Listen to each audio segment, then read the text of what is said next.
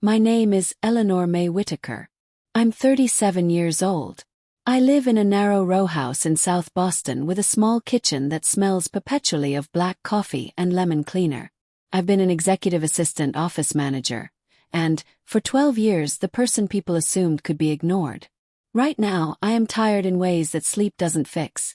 Tired of being underestimated. Tired of holding other people's crises together with duct tape and a smile.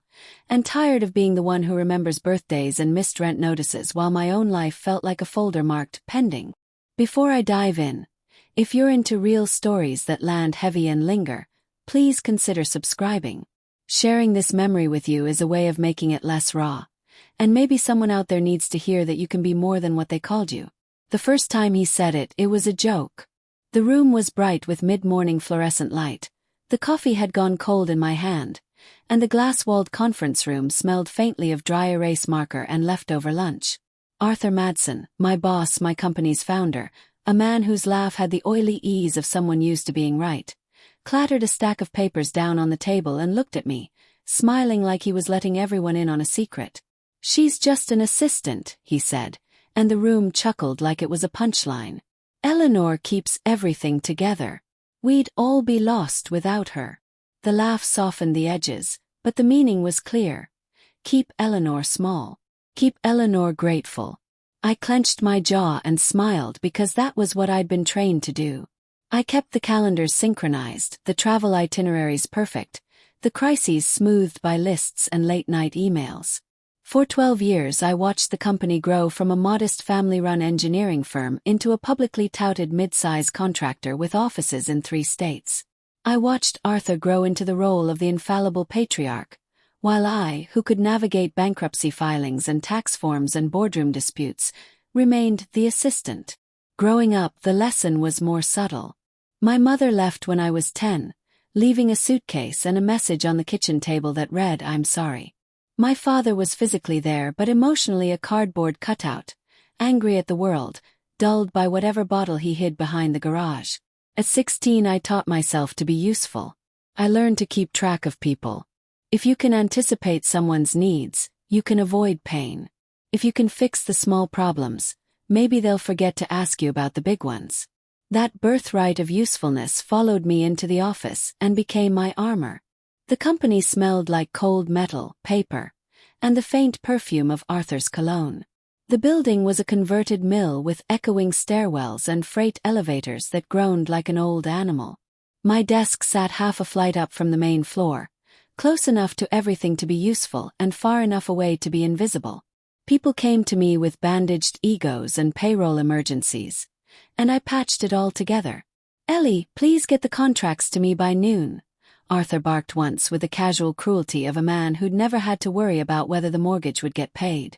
In my chest, a small familiar coldness returned, like the first drop of rain that announces a storm. I flipped my laptop closed on the last line and walked the length of the building, past the sound of welders and the smell of sawdust, into the CFO's office. I like to think I was good at reading people. I noticed when the janitor stopped wiping the same corner of the lobby, when the receptionist started looking at her phone in the middle of an explanation. There were small fissures you could see if you were paying attention. Beyond the joke, Arthur had been making riskier calls for years, buying property on credit, taking contracts that required cash flow magic, signing guarantees for projects with margins so thin you could see daylight through them. The board meetings were less about strategy and more about reassuring investors that the narrative still fit. Growth was Arthur's religion. I kept his calendar, and calendars constrain more than time. They control how stories unfold. 2 months before the call came, things felt electric. We were late on supplier invoices, and I started getting quiet emails from new vendors asking about payments. My inbox filled with messages with subject lines that had the word urgent in them, and I would lie awake at night tasting pennies, worry that a company collapsing would mean people losing livelihoods, that my own unremarkable life would ripple outward and break things. I told myself not to worry. I told myself the numbers would balance because Arthur could charm anything into compliance. Then one morning at 8:17, my direct line rang and a voice on the other end said words that sounded like weather. "Eleanor, we need you in the conference room. Now." If this is resonating with you so far, a like really helps us reach more people. I walked down a hall that smelled of old carpet and lemon-scented cleaner and tried to breathe normally. The board had gathered early. Faces I knew and faces I only ever saw when checks were being signed. Arthur looked more exhausted than flamboyant, the laugh lines at the corners of his mouth gone hard. The legal counsel sat with a folder like a shield. When I sat, someone explained the obvious with surgical calm. We had a liquidity crisis. One big creditor was demanding repayment. The bank line had been pulled. The big project in Ohio was bleeding money. We could either put the company into Chapter 11 or find a buyer, a white knight, or someone willing to inject capital. Ellie, go get me the revised projections, Arthur said, not looking at me. The old joke hung in the room like smoke. She's just an assistant. Nobody asked if I wanted the board's fate to rest on my spreadsheets. They expected me to perform. I opened my laptop and the screen seemed too small for the problem. After the meeting, someone patted my shoulder and said, half kindly, half dismissive, "You know, we've always said you were the glue." Those words, meant as compliment, felt like chains. I had been keeping things together because no one thought to distribute the labor of worry. I had patched mistakes, arranged exits, and soothed tempers. But glue is a fragile compliment, useful until the thing being held together snaps. Later that night I sat on the stoop of my row house with a cup that had gone cold, watching streetlights fuzz in the drizzle. My hands remembered a promise I had made at 16 when I first learned I could keep things from falling apart. If nothing else, I would never be at someone else's mercy again. The promise was private, and it tasted like iron and the back of my teeth. I didn't know then how far I'd have to go to make that promise real. I only knew that somewhere behind Arthur's laugh and the board's polite dismissals, there was a door that had been left ajar. I was an assistant who could model cash flows and draft emergency memos and keep the payroll from failing. But could an assistant become the one who decided the company's fate? The thought felt like an audacious, shameful thing to imagine. Has something like this ever happened to you? Feel free to share in the comments. I read everything.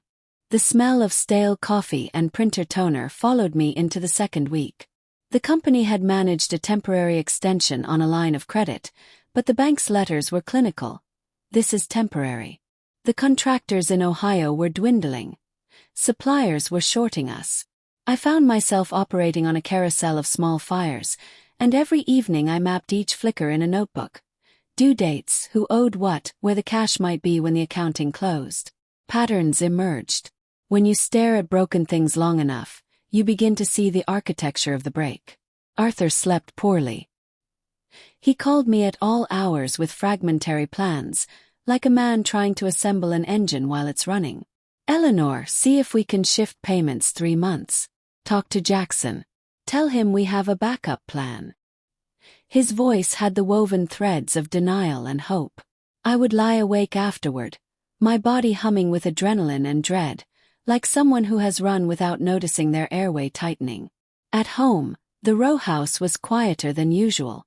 I moved like a ghost through the rooms, avoiding the bedroom because the mattress still held the imprint of my childhood. Thin, but bearing years of sleep where I never fully rested. I started to revisit the old tax files my late grandmother had left me in a shoebox. She had been thrifty and proud, a woman who fixed hemmed jeans with a patience I admired. When she died, she left me $80,000 in bonds and a single line in her will. To Eleanor because she always remembers. That inheritance felt small and private, and for years I kept it like a secret talisman. Money I told myself was for a rainy day. This was a rainy week. The decision floated between the board and the bank. We needed an investor or we folded. I sat in the supply closet one afternoon, the fluorescent hum above making stripes on the boxes, and tried to calculate the impossible.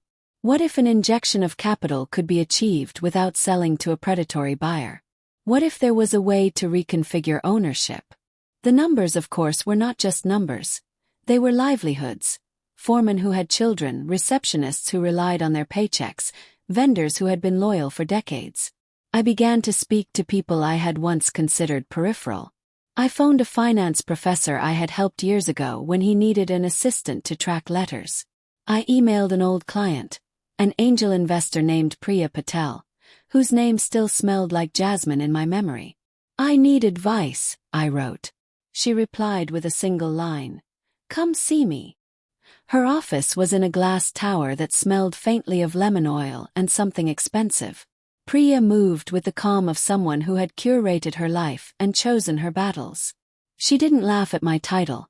She asked me direct questions about cash flows, receivables, and the company's liabilities. When I hesitated because some ledgers weren't transparent, she leaned forward. Eleanor, she said, tell me the truth. Who's running this ship, really? It was the first time anyone in months had looked past my role and at the work. I told her about overdue invoices, about the Ohio project's change orders that had been signed without proper contingency, about Arthur's habit of promising miracles. Priya's eyes didn't narrow. They catalogued. You're smart, she said. You know the problems. Why do you think you're telling me this? I wanted to say I had to save the jobs, that it mattered to me because my grandmother's money wouldn't be necessary, or perhaps because I had promised a younger version of myself that I'd never be powerless. Instead I said something smaller. Because I can't sit by and watch it fail. Priya nodded slowly, as if weighing a scale. You could be a buyer, she said. The words landed and reverberated like a bell. I laughed, a short, shocked sound. A buyer? Me? I'm an assistant, I said, and I nearly added the old joke. She's just an assistant. But I didn't. Her face was steady. Sometimes the person who keeps the systems together knows them better than anyone, Priya said. Sometimes the market undervalues the thing because it's been mismanaged by someone with charisma instead of accountability. If you really wanted to buy them out, the hardest part would be sourcing funds and structuring a deal that protects employees. That was the first time I allowed myself to imagine an alternate future. It felt like stepping off a curb into moving traffic, terrifying and wildly possible. She outlined a plan. A management buyout, structured loans, a partnership with a small private equity firm she trusted, and a timeline that stretched like a lifeline. But, she added, you have to be willing to assume the liabilities and be ruthless about cleaning house. Not everyone survives that scrutiny. I told Arthur about Priya's interest under the cautious cloak of a coffee meeting in the break room. He laughed, the sort of laugh that tries to sound generous. That's cute, he said. She sees what I see. You're dedicated. She likes dedication. But buying us? That's not small potatoes.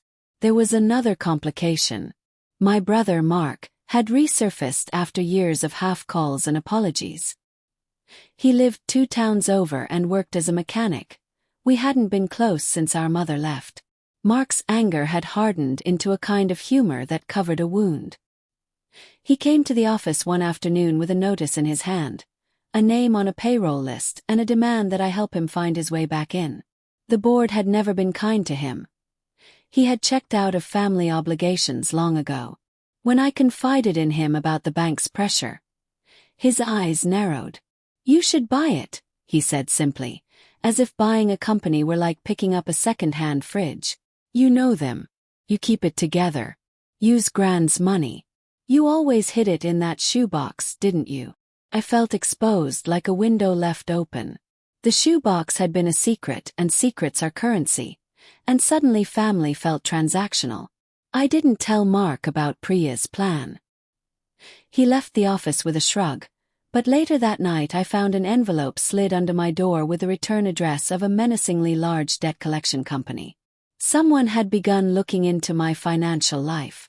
Don't forget to subscribe if you want to hear how this ends. The air in my chest that week was tight and thin, like the breath before diving. Each conversation added weight. Priya, who offered light and a roadmap. Mark, who called ownership a child's plaything. Arthur, who treated my ambition like a joke. In the quiet hours I could still feel my grandmother's hands pinning fabric, making straight seams out of ragged cloth. The challenge ahead was not only to keep people employed or the books balanced. It was to stitch myself into a shape that others had not permitted. When you begin to move toward ownership, you find out how many people have vested interests in keeping the status quo. The week I started moving Priya's plan into motion, I learned about the way loyalty to an image can be stronger than loyalty to truth. People protect what they are told to hold dear. I took the first step by opening my accounts and transferring what I could. $80,000 is not a fortune when you're negotiating a company takeover, but it's a signal. Priya found a small PE firm willing to offer a subordinated loan if I could secure a certain percentage in equity upfront. We needed to close the gap quickly before Arthur made any desperate moves, and so I started asking questions I hadn't been trained to ask, and that unlatched doors I wasn't always prepared for. The company's files were a labyrinth. Arthur used charm to paper over irregularities, off-book cash advances for indulgent projects, a series of shell contractors that had won bids with barely budged margins, and a handful of contracts that had been assigned to family members without oversight. I started compiling a list of liabilities that would make a CFO's liver turn sour. When I presented it to the board, they bristled. "Eleanor, where did you get this level of detail?" the treasurer demanded, his face red. "I went through our ledgers," I said. "I reconciled payables with bank statements. I called vendors." "That's not your job," he snapped. The joke, "she's just an assistant," started to feel like a reference to a shadow self, something that existed so people could feel better about stepping back. The room hummed with the sound of men rearranging fate like chess players would. Arthur's hands trembled when he set down his coffee. The treasurer looked like a man who had been woken up with a question about paternity. I expected some of them to panic. Instead, they leaned into a strategy I'd seen employed often: denial and deflection. That night, Mark appeared at my door with a duffel bag and the apology of a man who has learned to barter in things less tangible. He had been in and out of trouble. Old habits, new bills, but he swore he wanted to make amends. "Ellie," he said, "maybe we can put our heads together. I have some friends who know how to move product. We can be family again." I wanted to believe him. I wanted to imagine that buying the company could also be a way to weave broken family threads into something mended. But the next morning, a vendor called to say a shipment had gone unpaid, and the echoes of a quick decision became loud and perilous. The vendor's tone betrayed anger that smelled like betrayal, and suddenly I saw a pattern. People who had helped Arthur when he was king were being squeezed out by mismanagement and cheap promises. They weren't going to forgive that easily. Priya advised caution. "You need to secure a small stake publicly," she said. "Get in early and visible. That way you can block any wild sell-off." We structured a plan where I would acquire a 15% stake using my savings, an emergency loan, and a private loan from a friend of Priya's who asked very few questions but required a seat on the board. The plan was imperfect and messy and mine. A week before the proposed buyout, a scandal erupted. A whistleblower, I only later learned it was a project manager tired of empty promises, sent documentation to a rival firm showing irregular contract assignments and payments routed through a shell company with ties to Arthur's cousin. The board held a closed session that felt like a wake. Arthur slumped into his chair like a man carried by grief and rage. He blamed everyone but himself. "This is sabotage," he said. "Someone's trying to take us down." "I thought it was fraud," the treasurer said quietly. A boardroom is an ecosystem of fragile egos, and I watched them draw a circle around Arthur as if proximity could cleanse him. I felt a hot, prying anger blossom inside me. For years I had smoothed their edges. Now their squeals of hurt sounded hollow in my ears. Then came the betrayal I didn't expect. Someone I trusted turned. Priya called me late one night, her voice brittle. "Eleanor, I did some digging. I wanted to help, but you need to know something. Your brother Mark's social records show payments, large transfers to a hidden account linked to one of Arthur's shell contractors. He's been moving money." "I'm sorry." I remember the room tilting. My legs gave and I caught the arm of a chair. The air went thin and metallic. Betrayal by a sibling is a different grade of hurt. It's a betrayal against a shared belief about who you are. I had spent years keeping people safe, and now someone who shared my blood had been complicit in the thing I was trying to stop. When I confronted Mark, the truth spilled out in nervous fragments.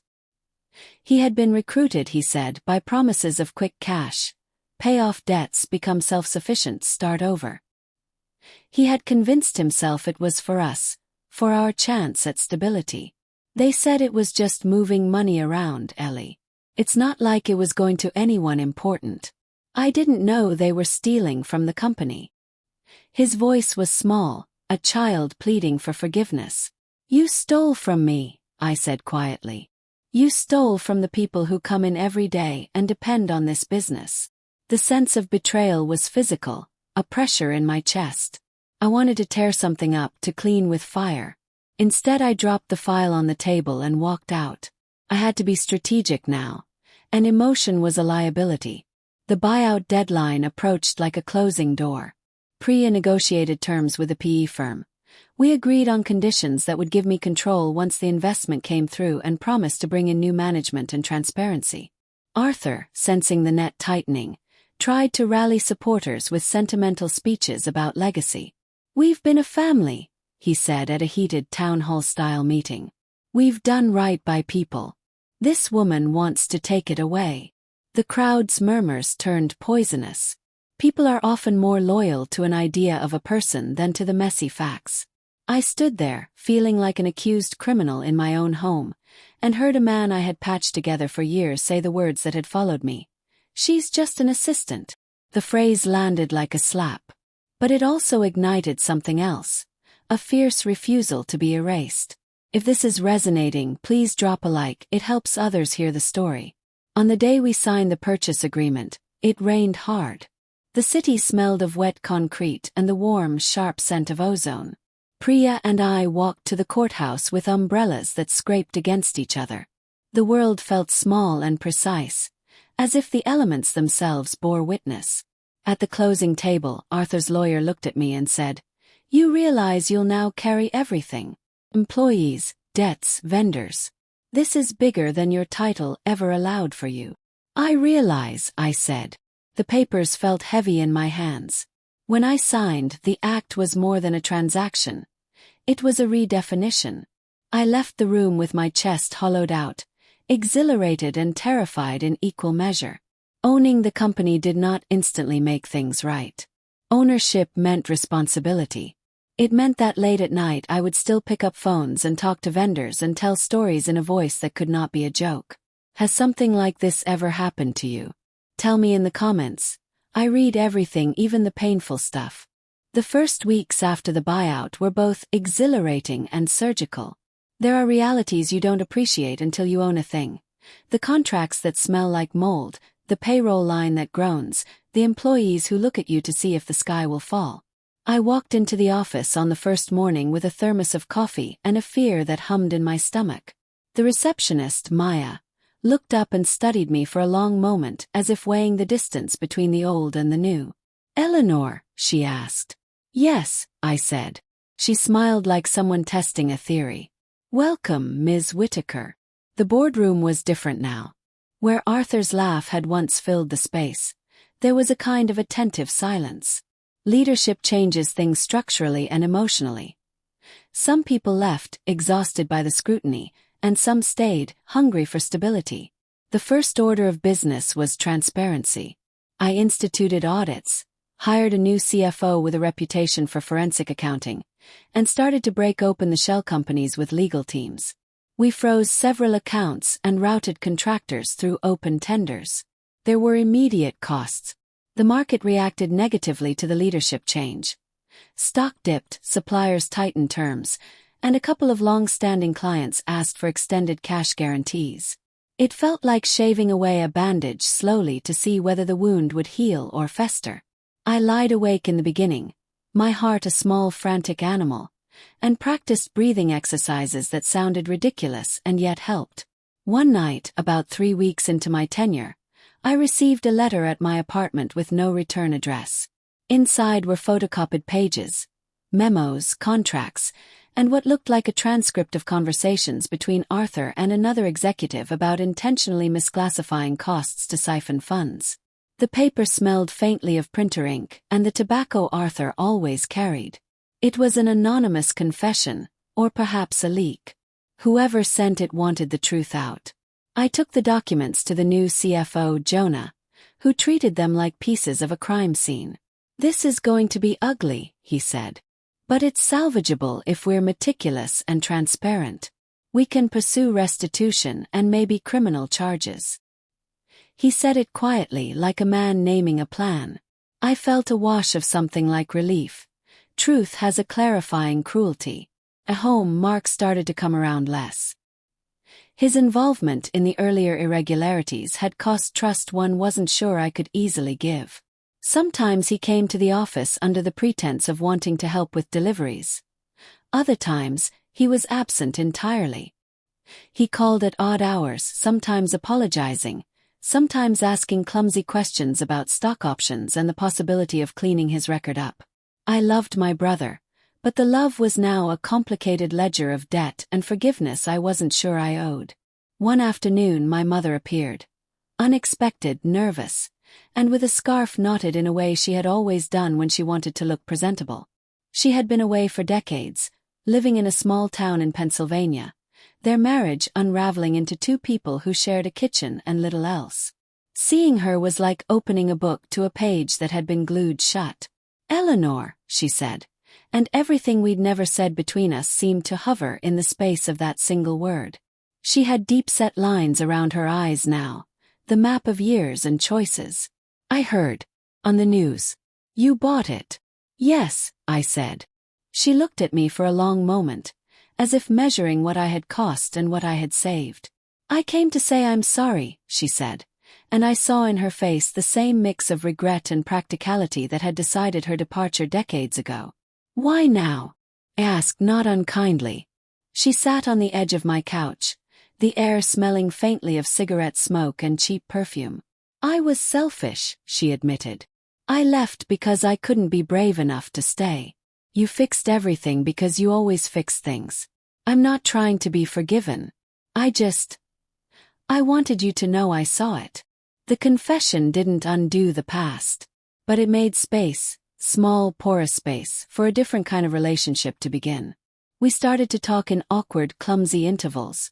Appointments, emails, then a Sunday dinner where she sat through my whole story without offering platitudes, only hearing me. Her presence did not erase the years of abandonment, but it formed a bridge I hadn't expected to try to cross.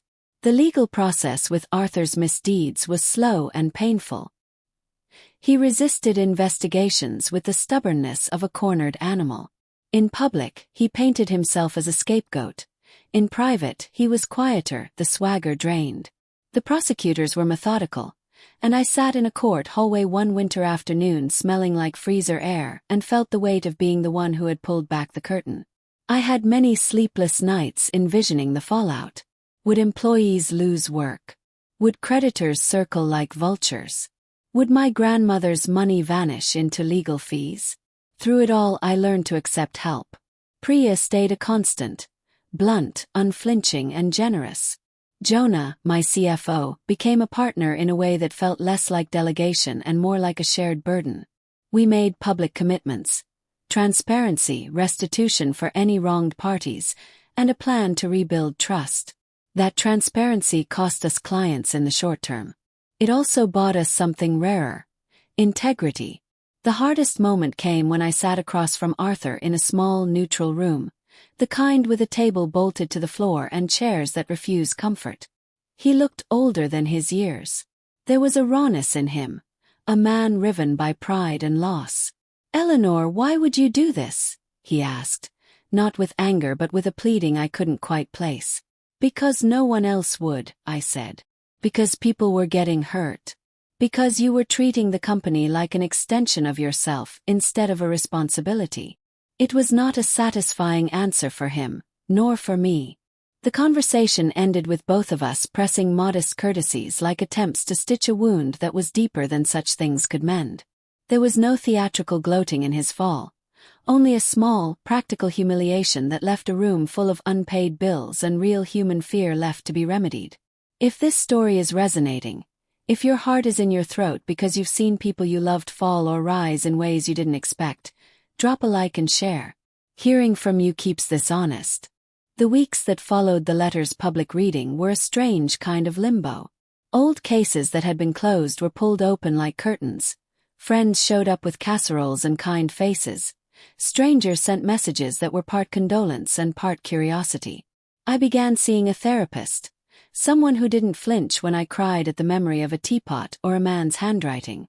Therapy is a work of slow excavations, of naming the things you once pretended were random. It's where I learned to say the words "I was afraid" without the need to follow it with, "and so someone else paid." My father was released from prison on compassionate parole months after the letter was read.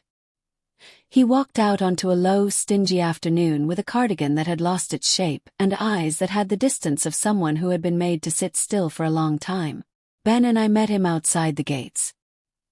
He looked like a man who had been excavated from himself. The embrace was awkward at first, two adults who had learned how to disconnect, but it warmed into something messy and real. He smelled faintly of disinfectant and his cologne from years ago, the one my mother hated. He kept apologizing, and at last I learned to accept that apologies are not licenses. They are entries into a ledger. There was no grand reconciliation. There was, instead, a series of small, true conversations about what had happened that night, about why he had chosen to say what he said, about what it had been like to live with the knowledge that a man you love had been in a cell. He spoke of fear as a living thing that had leaned on him, and I listened because listening is a kind of mercy too. The legal system took its own course. The prosecutor acknowledged that the letter warranted a deeper look, and the district attorney's office reopened the original incident for further investigation. For a brief and anxious season, my name was part of an official record again.